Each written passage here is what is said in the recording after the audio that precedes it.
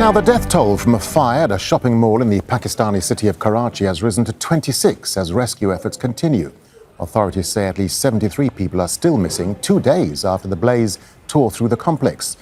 The building contained around 1,200 shops. The fire reduced parts of the mall to rubble, making search efforts difficult. Al Jazeera's Kamal Hyder joins us live now from Karachi. Kamal, so what more have officials been saying about the death toll and the number of people still missing after the fire? Well, that figure continues to rise. The latest figures from the authorities that 83 people are now unaccounted for and they may still be in the building. Of course, this is no longer a rescue mission as many of the authorities say it is. This is more of a recovery mission. It has shown the inadequate response of the fire brigade that was on duty. However, there was no water available. And of course, water itself is not adequate to deal with such fires. You need retardants, you need special materials. And as you can see, the smoke is still billowing out.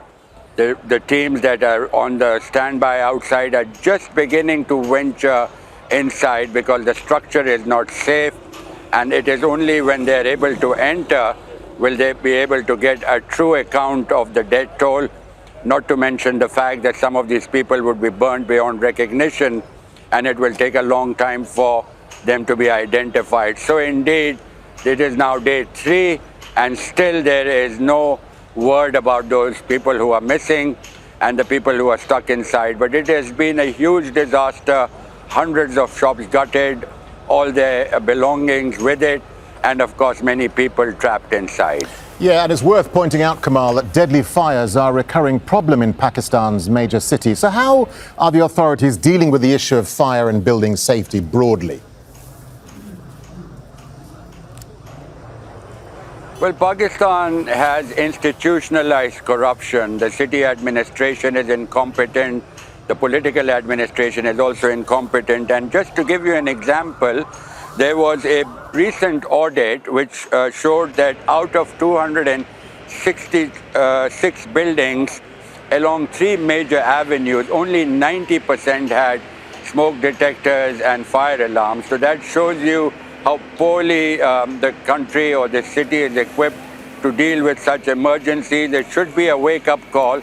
But Pakistan is a country which only reacts after a disaster happens, promises are made, and then they are forgotten because, as I mentioned, corruption runs high, and of course the inadequacy and incompetence of the government and the authorities is something that is also to blame. So people are very angry. They want to know what happened to their loved ones who are still unaccounted for, and of course it will take some time for these teams. Now this is a recovery operation, it must be understood now, no longer a rescue operation, for them to find out what happened inside, what was the death toll, the people who were stuck inside, unable to get out when that fire started because the electricity went off and nobody had a clue as to where the exits were. Now, this is a huge complex and you can imagine there would have been terrible scenes inside. All right, Kamal Hyder live for us there in Karachi. Kamal, thank you. Don't miss out, get the full picture. Subscribe to Al Jazeera for reliable news and expert insights. Like, share, stay ahead.